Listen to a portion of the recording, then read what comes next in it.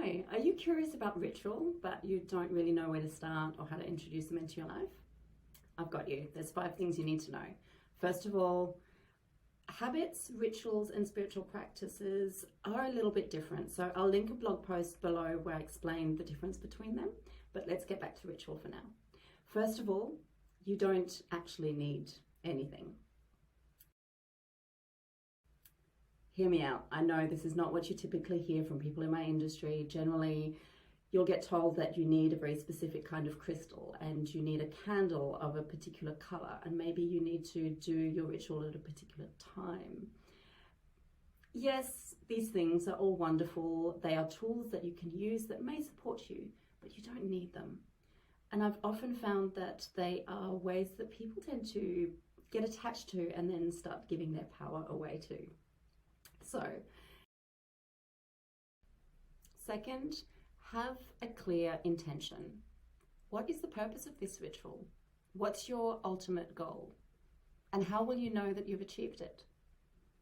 One of the questions I ask my clients in a session is, how do you want to feel?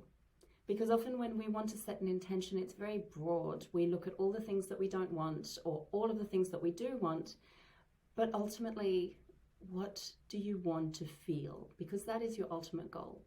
If you can set that intention from the get-go, then your ritual has purpose. Number 3, honor the stage of cycle that you are in. That may be a particular stage of your life. That may also be a particular stage of your own personal healing journey. And that could mean also the cycle of seasons in nature. And if you're a woman, your menstrual cycle. And if you're human, the cycle of the moon.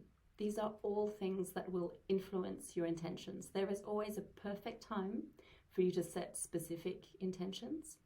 And know that there's no need to push a boulder uphill.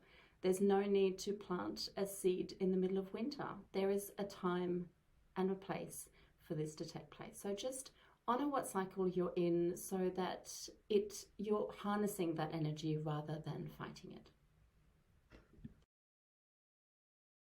Number 4, pay attention to symbolism.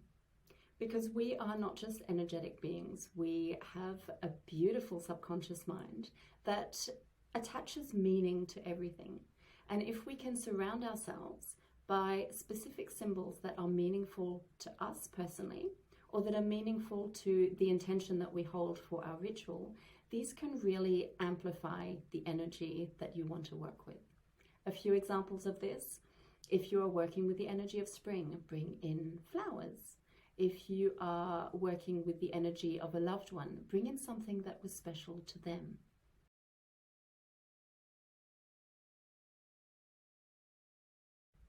Number 5, and possibly this is the most important one, ground yourself. So often I see people doing rituals and getting really cosmic and going up in their minds and their imagination, which is beautiful, but you need to anchor that into your body, into your reality.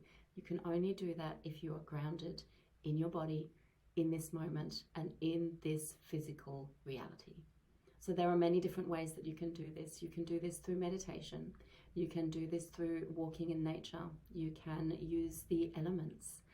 There are many different foods that are also grounding. And there are many specific ways that will work with your particular energy type and that feel good to you. And I think that's really one of the main keys here, is to find what feels good to you. This is your ritual. You get to do it on your own terms. So yes, there are some guidelines and there are some ways that you can do it more effectively. But ultimately, this is your journey. This is your ritual. You get to create it in your own way. If we're meeting for the first time, hi, I'm Higginson. I'm a mentor, healer, and channel for awakening hearts and conscious creatives.